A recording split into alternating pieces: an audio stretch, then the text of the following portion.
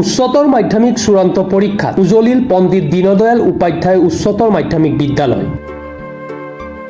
আৰ্থিক দুৰৱস্থা কেতিয়াও উচ্চ শিক্ষা গ্ৰহণৰ পথত বাধা নহয়, এই কথা পুনৰ এবাৰ প্ৰমাণ কৰি দেখুৱালে পণ্ডিত দীনদয়াল উপাধ্যায় উচ্চতৰ মাধ্যমিক বিদ্যালয়ৰ ছাত্ৰ ছাত্ৰীসকলে। নমস্কাৰ, মোৰ নাম শহীমা বেগম। মই এইখন বিদ্যালয়ৰ কলা শাখাৰ এগৰাকী ছাত্ৰী। এইখন বিদ্যালয়ত 81.2 চাৰিটা ছাবজেক্ট আছে: পলিটিকেল চায়েন্স, জিঅ'গ্ৰাফী, এছামিজ আৰু এডুকেশ্যন। বহুত ভাল লাগিছে ৰিজাল্ট পাই। বহুত কষ্ট কৰিছোঁ, সেই কষ্ট কৰাৰ মতে ভাল ৰিজাল্ট পাইছোঁ। সেইখিনি আশা কৰাৰ মতে হৈছে। আৰু আমিনুল ইছলাম। ৰেজাল্ট কেনেকুৱা হ'ল আজি? ৰিজাল্ট ভালে হৈছে।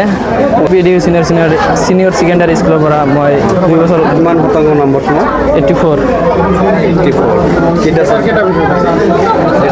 চাৰিটাত পাইছোঁ। কি কি বিজনেছ, ফাইনেন্স, ইংলিছ, এছামিজ। চলিত 2025-26 বৰ্ষৰ উচ্চতৰ মাধ্যমিক চূড়ান্ত পৰীক্ষাত বিদ্যালয়খনৰ ছাত্ৰ ছাত্ৰীসকলে দৰ্শনীয় ফলাফল প্ৰদৰ্শন কৰি 100% উত্তীৰ্ণ হোৱাৰ গৌৰৱ অৰ্জন কৰিছে।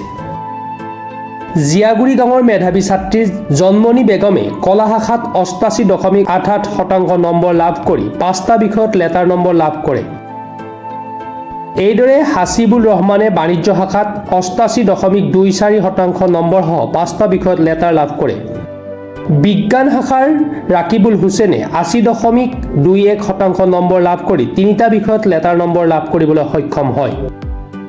এইবাৰৰ পৰীক্ষাত বিজ্ঞান শাখাৰ পৰা 29 গৰাকী, কলা শাখাৰ পৰা 30 জন আৰু বাণিজ্য শাখাৰ পৰা 7 জন ছাত্ৰ ছাত্ৰী অৱতীৰ্ণ হৈছিল। ইয়াৰে 3 জন ডিষ্টিংশ্যন, 42 জন প্ৰথম বিভাগ আৰু 9 জন দ্বিতীয় বিভাগত উত্তীৰ্ণ হয়। বিভিন্ন বিষয়তো ছাত্ৰ ছাত্ৰীসকলে লেটাৰ নম্বৰ লাভ কৰি বিদ্যালয়খনৰ সুনাম উজ্জ্বল কৰে। অসমীয়া 7 জন, ইংৰাজী 8 জন, ৰাজনীতি বিজ্ঞান 22 জন, ভূগোল 9 জন, ফাইনেন্স 7 জন, ৰসায়ন বিজ্ঞান 4 জন, জীৱবিজ্ঞান 7 জন, ইতিহাস 3 জন, শিক্ষা 5 জন, ব্যৱসায় অধ্যয়ন 6 জন আৰু কাউন্সিলেটি 3 জন ছাত্ৰ ছাত্ৰীয়ে লেটাৰ নম্বৰ লাভ কৰিবলৈ সক্ষম হয়।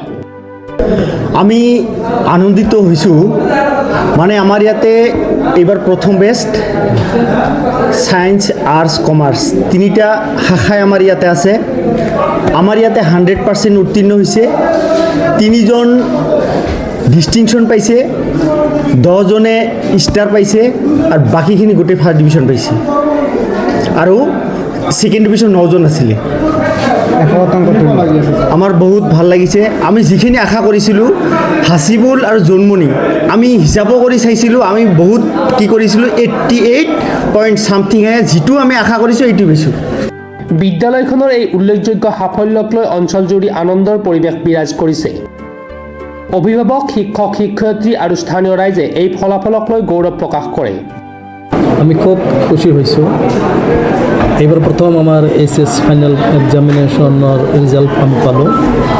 আমি ইমান সুখী বা আনন্দিত হৈছোঁ যে ছাত্ৰ ছাত্ৰীৰ ৰিজাল্টৰ ওপৰত, যিহেতু প্ৰথম আমি প্ৰতিজন ছাত্ৰ ছাত্ৰীক আমি আমাৰ ফালৰ পৰা যথেষ্ট কষ্ট কৰিবলগীয়া হৈছিলে আৰু খুব কম নম্বৰ লৈ SSLC এক্সামিনেশ্যন পাছ কৰি আমাৰ ইয়াত আহি তেওঁলোকে নামভৰ্তিকৰণ কৰিছিলে।